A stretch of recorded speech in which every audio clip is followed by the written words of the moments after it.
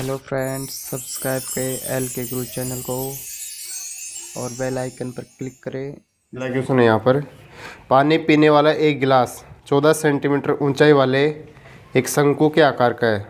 दोनों वर्ताकार सिरों के व्यास 4 सेंटीमीटर और 2 सेंटीमीटर। तो गिलास की धारिता क्या है? देखो यहाँ पर कैपिटल जो आर है ना, इसका मान तो दे रखा है 4/2 मतलब 2 सेंटीमीटर। कितना? 2 और स्मॉल आर है, इसका मान दे रखा है 2 मतलब 1 सेंटीमीटर। और जो इसकी ऊंचाई है वो कितनी है? 14 सेंटीमीटर। तो इसमें प्रश्न में क्या पूछा है?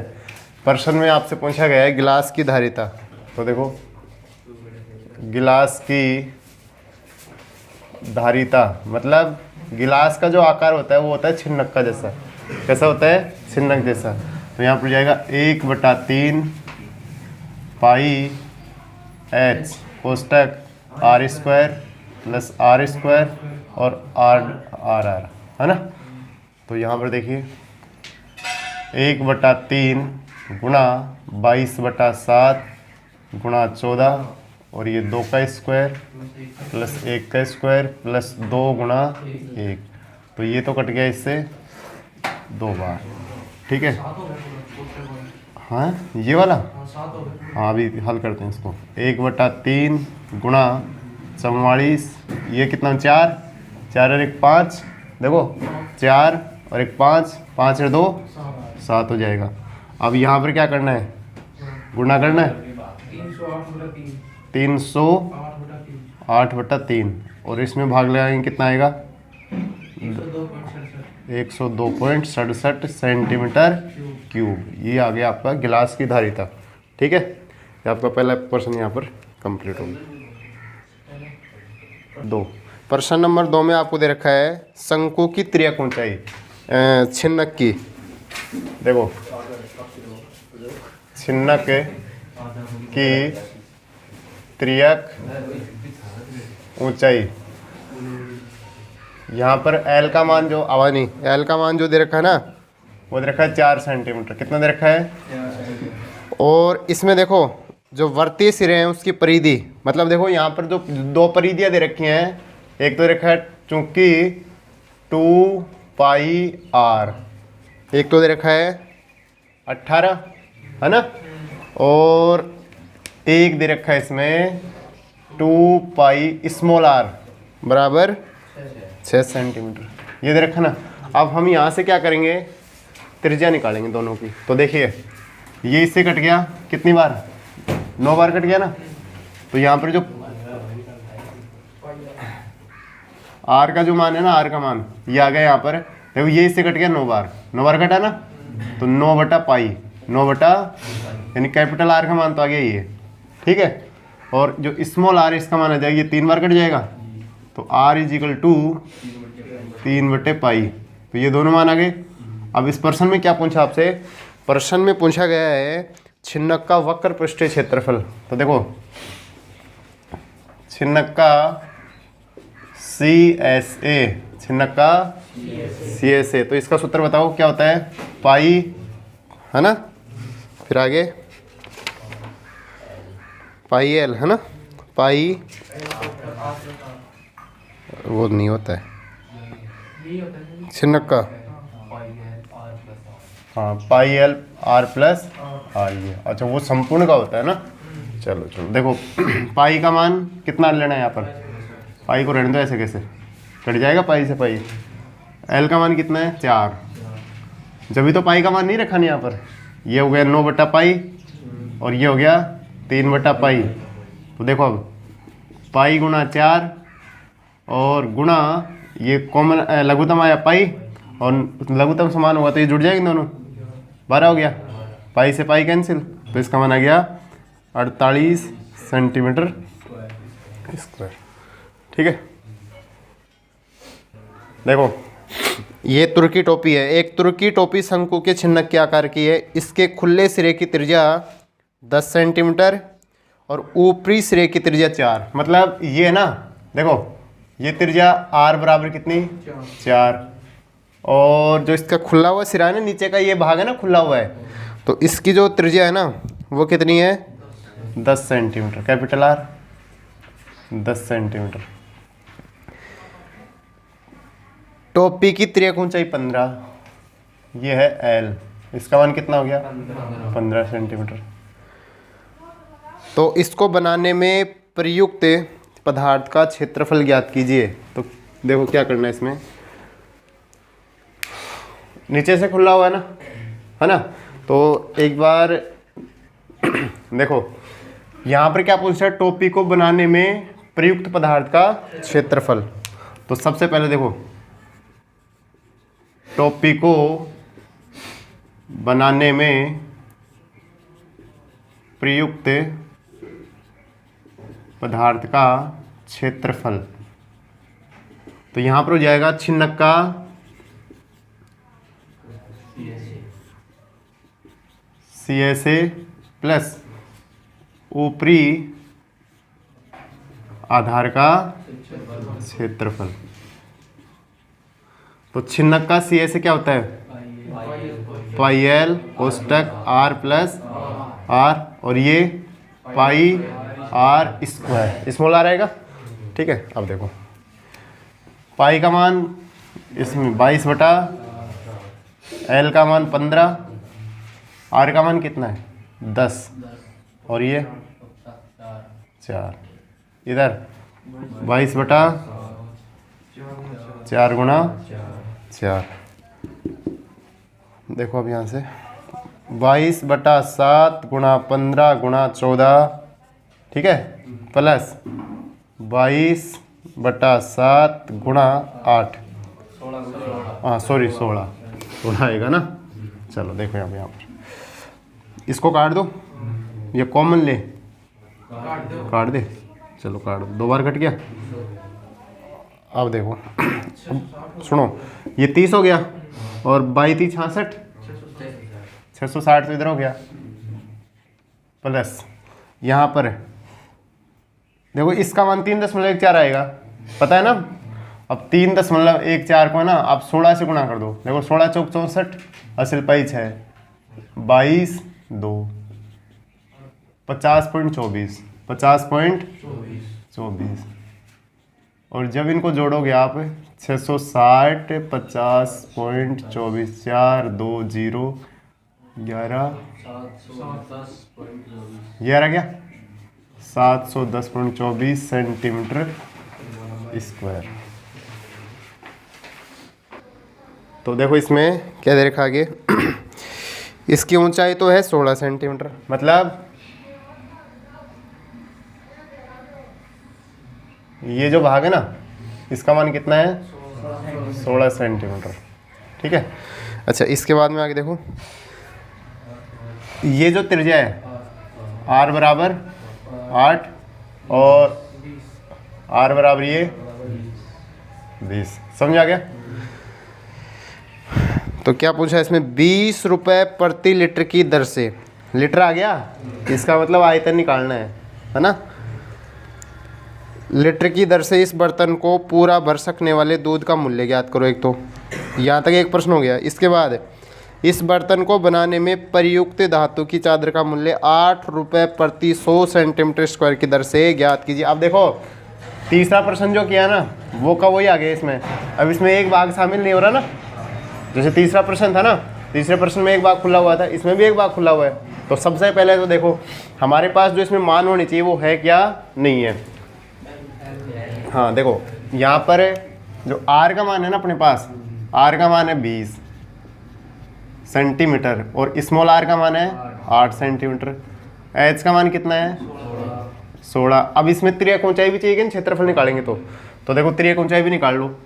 L बराबर रूट h स्क्वायर है ना, प्लस कोष्टक r माइनस r के स्क्वायर, ये होता है ना। तो L बराबर 16 का स्क्वायर 20 माइनस 8 का, तो L बराबर ये तो हो गया 256 है भाई, यहाँ पर 12 बचेगा 144 हो गया। तो L का मान कितना आ जाएगा 400, और 400 का कितना होता है 20। L का मान भी आ गया, सारे मान आ चुके हैं। अब देखो अब आगे, अब निकालते हैं हम सबसे पहले इस गिलास की कौन सा, क्या है ये, गिलास है, क्या है ये, बर्तन। तो बर्तन का आयतन है ना। तो देखो सबसे पहले हम निकालते हैं बर्तन का आयतन। बर्तन का आयतन। अब ये बर्तन का आकार कैसा है, शंकु आकार नहीं, छिन्नक, छिन्नक है ना। तो इसका सूत्र हो जाएगा 1/3 पाई एच कोष्टक R square plus small R square R R, है ना। आयतन से ध्यान रखो आर आर, ठीक है ना। चलो देखो अब 1/3 पाई का मान 3.14 लेना है, एच का मान कितना है 16, कैपिटल आर का मान 20, 8 और 20 गुणा 8। हल करेंगे इसको 1/3, अभी इसको गुणा किया था 50.24 आया था ना, 50.24 आया था ना। इसको इसके साथ गुणा करेंगे, गुणा करके देख लेना। और ये कितना आ गया 464 और 160, तो कितना हो गया 1.3 गुणा 50.24 और ये कितना हो गया 624, पक्का देख लेना एक बार। 8, अच्छा 3 से कट जाएगा ये, 208 बार कट गया 200, और 208 को हम जब इससे गुणा करेंगे कितना है, गुणा करो। अब देखो इसको गुणा करने पर ये मान आ गया। अब हम इसको किस में चेंज करेंगे, लीटर में, क्योंकि इसमें मान दे रखा है ना भाई इतने लीटर के इतने रुपए लग रहे हैं। तो यहाँ पर इसमें कितने भाग लगाएंगे 1000 का। तो यहाँ पर हो जाएगा आपका 1000 का भाग लगाते हैं। देखो 1 2 3, 3 अंक का क्या जाएगा, तो इसका मान आएगा 10.44, ये लगभग ये आएगा ना लीटर। तो हम इसको लगभग मानेंगे ना, तो ये हमारा आ जाएगा, ये इसके पास पहुंच गया तो 10.45 इतना मान लेंगे। समझ आ गया, इतना आयतन है इस बर्तन का, ठीक है। अब इसके बाद में आपसे पूछा है इसमें कि 20 रुपये प्रति लीटर की दर से पूरा बरसकने में दूध का मूल्य। तो दूध का मूल्य बराबर 20 गुणा 10.45। तो यहाँ पर कितना हो जाएगा 20 90 है ना। तो ये आ जाएगा 209, कितना आ जाएगा 209 रुपये, ठीक है।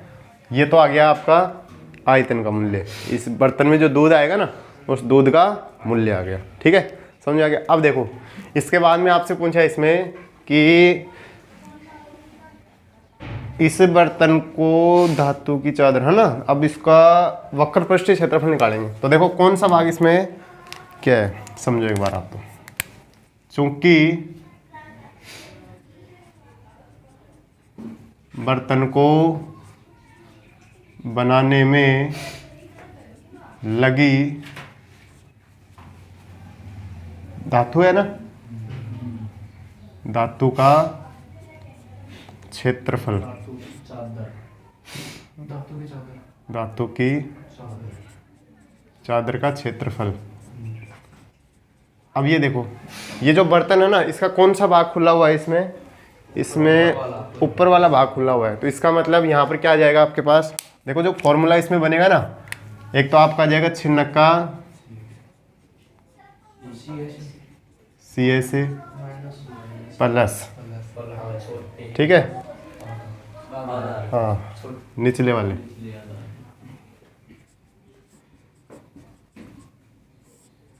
निचले आधार का क्षेत्रफल। समझ आ गया यहाँ तक। अब देखो इसमें तो छिन्नक का वक्र पृष्ठीय क्षेत्रफल क्या होता है यहाँ पर, देखो पाई L R प्लस R, और ये pi R square, small r ही आएगा ना। समझ आ गया यहाँ तक। चलो अब देखो 3.14 गुणा 20, ठीक है, गुणा 20। R का मान कितना है, बड़े R का 20, 8 और 3.14 गुणा 8 गुणा 8 हो गया, ठीक है। तो ये आ जाएगा 3.14 गुणा 20 गुणा 28 और इधर इसको गुणा करेंगे कितना आएगा 50 पॉइंट नहीं नहीं नहीं वो तो अलग कितना रहे आपने याद किया 296 ठीक है। और इसको हल करेंगे तो कितना आएगा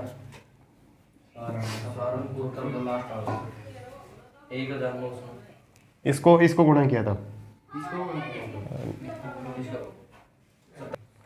देखो इसको गुणा करेंगे तो ये आगे अब इसमें जोड़ दो 200.96 तो जोड़ने पर कितना बन रहा है ये पूरा बताओ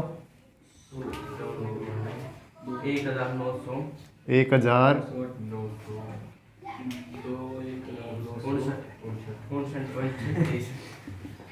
ये आ गया 1959 सेंटीमीटर स्क्वायर समझ आ गया।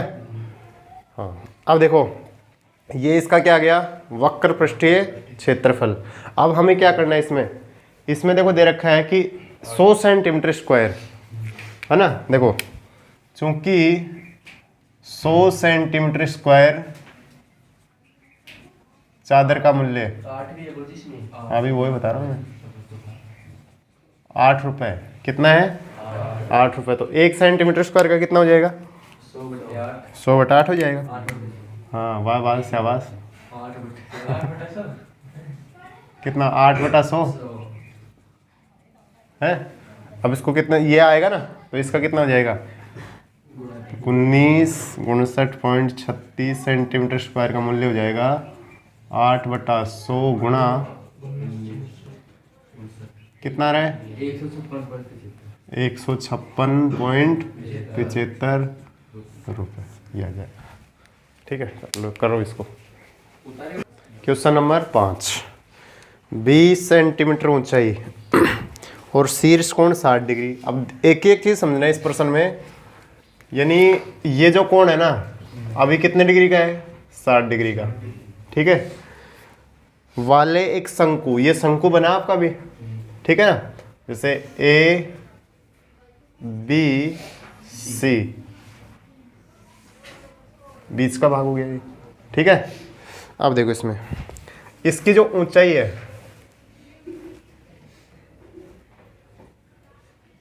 कितनी है 20 सेंटीमीटर कितनी ऊंचाई है 20 सेंटीमीटर पूरी समझ आ गया। अच्छा इसके बाद देखो आगे एक शंकु को उसकी ऊंचाई के बीचों बीच से होकर जाते हुए एक तल से 2 भागों में काटा जाता है। अब यहाँ से देखो बीचों बीच से बोल रहे हैं ना तो इसको जैसे मान लो यहाँ से काट दिया हमने बीच में से काट दिया। अब ये बीच में से कटा ना तो इसका मतलब ये वाला कोण है ये कितने डिग्री का हो गया 30 का और ये वाला कितना हो गया 30 का ठीक है। जबकि तल शंकु के आधार के समांतर है। अब जो इसका तल है ना यहाँ पर है ये और किसके समांतर है शंकु के जबकि तल शंकु के आधार के समांतर यदि इस प्राप्त शंकु के छिन्नक का व्यास अब इसको छिन्नक बनाएंगे ना तो जैसा ये है यहाँ से काट देंगे हम काट दिया समझ आया कि नहीं आया आ गया ये कट गया तो ये आपका क्या बन गया छिन्नक बन गया ना समझ आ गया यहाँ तक कोई समस्या नहीं है ना। अब देखो यहाँ से ये कटा है तो ये मतलब ये देखो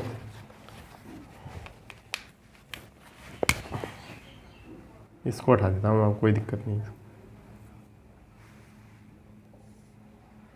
ये हुआ ना ठीक है। अब ये तो हो गया आपका ओ बिंदु ये एम बिंदु मान लो ठीक है और ये एन मान लो यहाँ पर समझ आया कि नहीं आया बन गया नहीं ये चित्र समझ आ गया यहाँ तक। अच्छा बीचों बीच से काटा गया ना बीचों बीच से तो इसका मतलब यहाँ से लेकर यहाँ तक की ऊंचाई कितनी हो गई 10 कितनी हुई और टोटल 20 है ना। तो इसका मतलब ये जो ऊंचाई है ये कितनी हो गई 10 कितनी हुई। अच्छा ये छोटा शंकु मतलब शंकु का छोटा भाग है ना ऊपर का तो इसका मान हो गया स्मॉल आर हो गया और ये क्या हो गया कैपिटल आर समझ आ गया। अच्छा ये देखो यहाँ से काटा जा रहा है तो इसका मतलब ये 90 डिग्री बन रहा है यहाँ पर लेकिन 90 डिग्री की आवश्यकता नहीं है इसमें है ना। ये जो आपका थीटा है ना थीटा ये थीटा बना हुआ है यहाँ पर जो प्रश्नावली 9 है ना, उसमें किस तरीके से एक नियम चलता है, जैसे ये आपका समकोण त्रिभुज होता है, ठीक है भाई, ये 90 डिग्री हो गया। अब 90 डिग्री के सामने वाली भुजा होती है कर्ण, ये तो फिक्स है, इसमें तो कोई समस्या नहीं है। लेकिन आधार और लंब समय समय पर चेंज होते रहते हैं। जहां पर थीटा बनेगा ना, उसके सामने होता है लंब।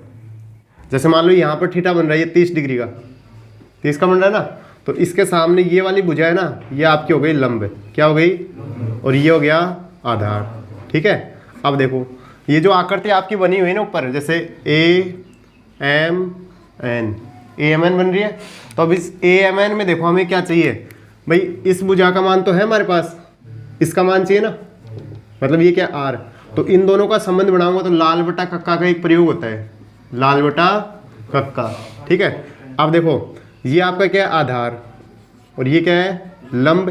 तो आधार, ये देखो यहाँ पर देखो, आधार बटा लंब या लंब बटा आधार भी लिख सकते हैं, उल्टा वो तो बात हो ही जाएगी ना।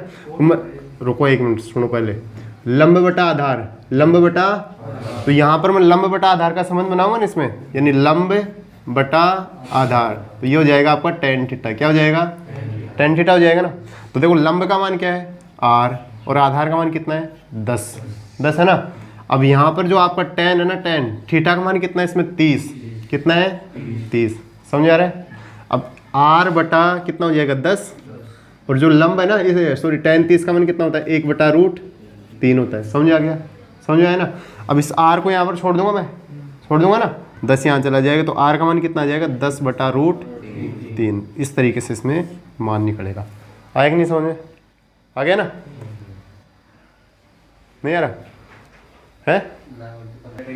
चलो अब देखो, अब सबसे पहले हमें स्मॉल त्रिज्या का मान निकालना है, तो इसके लिए आपको त्रिभुज चयन करना है। इसमें त्रिभुज कौन सा लेंगे, AMN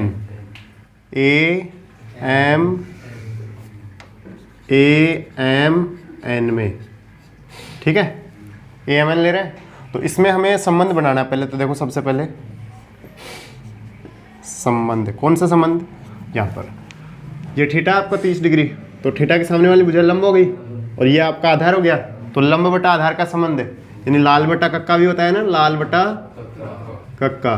तो देखो लंब बटा आधार, लंब बटा किस में होता है, tan थीटा में, समझ आ गया यहाँ तक। अब देखिए tan थीटा का मान कितना 30 डिग्री, लंब का मान है R, ठीक है, और ये 10, समझ आ गया। tan 30 का मान होता है 1/√3 और R बटा 10। तो देखो R को यहाँ पर छोड़ देंगे, 10 को इधर ले आएंगे, तो R का मान आ जाएगा 10/√3। यह आपका आ गया स्मॉल r, कौन सा r आ गया। अब इसके बाद में हम निकालते हैं कैपिटल R। तो कैपिटल R के लिए देखो त्रिभुज कौन सा बना है इसमें, त्रिभुज है AOC में, तो AOC में इसमें भी सेम आएगा, tan 30 लंबे R है ना, और बटे में 20, तो 1/√3 बराबर R बटा 20, तो R का मान कितना आ गया 20/√3। यहाँ तक कोई समस्या नहीं होनी चाहिए, नहीं है ना। अब देखो जो छिन्नक है ना, छिन्नक की जो ऊंचाई है वो बताओ कितनी है, 10 है ना। ये पूरी ऊंचाई तो है शंकु की है ना, तो हम यहाँ पर नोट कर देंगे कि छिन्नक की ऊंचाई h बराबर 10 सेंटीमीटर। यहाँ तक समझ आ गया। अब इस प्रश्न में देखो आगे क्या पूछा है, इस प्रश्न में जो आगे पूछ रहे हैं, देखो यदि इस प्राप्त शंकु के छिन्नक के व्यास को 1/16 सेंटीमीटर वाले एक तार के रूप में बदल दिया। तार, अब तार कैसा होता है, बेलन होता है ना, तार के रूप में बदल दिया गया। तो इसमें पूछ रहे हैं तार की लंबाई। अब तार की लंबाई का मतलब ऊंचाई पूछा है ना। तो हम यहाँ पर देखो जो तार दे रखा ना, तार का व्यास 1/16 1 त्रिज्या क्या हो जाएगी, देखो छोटा आर बड़ा आर मान लिया। अब इसको मान लो आप आर डैश R1 मान लो, है ना। तो ये हो जाएगा, देखो जब भी हमें एक चीज़ ध्यान दीजिए, जैसे मान लो 16 होता मेरे पास, कितना होता 16, और इसमें मैं 2 का भाग लगा तो कितना हो जाता, इसको भी आधा करेंगे ना। तो अगर बट्टे में संख्या हो ना, तो बट्टे वाली संख्या क्या करते हैं, इसको 2 से मल्टीप्लाई कर दो, तो इसका मान कितना हो जाएगा 1/, बट्टे वाली संख्या को आधा इसी तरीके से किया जाता है। ये चैप्टर नंबर 4 में पढ़ा था हमने, पूर्णक विधि में पढ़ा था ना। चलो इसके बाद देखो अब आगे, तार की लंबाई, तार की लंबाई इसको मान लेते हैं कैपिटल H। अब ये बताओ क्षेत्रफल में परिवर्तन किया जाता है कभी, क्षेत्रफल को क्षेत्र नहीं होता है, तो किस में परिवर्तन होता है, आयतन में। किस में परिवर्तन होता है, आयतन में। क्षेत्रफल तो कभी परिवर्तन नहीं होता है भाई, भूमि है, इस भूमि को दूसरी भूमि में बदल सकते हैं क्या, नहीं बदल सकते, है ना, आयतन में चेंज होता है। तो अब देखो क्या करेंगे, छिन्नक का आयतन बराबर तार का आयतन, क्योंकि प्रश्नानुसार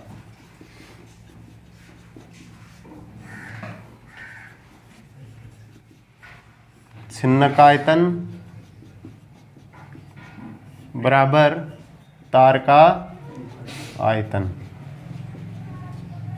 अब जो छिन्नक का आयतन है, छिन्नक का आयतन का सूत्र होता है 1/3 पाई H कोष्टक R² small r² RR, और इधर बेलन का पाई R ये आएगा ना, और पाई से पाई कैंसिल, ठीक है। और कोई मान कटेगा नहीं इसमें, नहीं कटेगा ना, तो हम इधर मान रखते हैं इसमें ऊपर यहाँ ले जाकर 1/3 गुणा H का मान कितना है 10,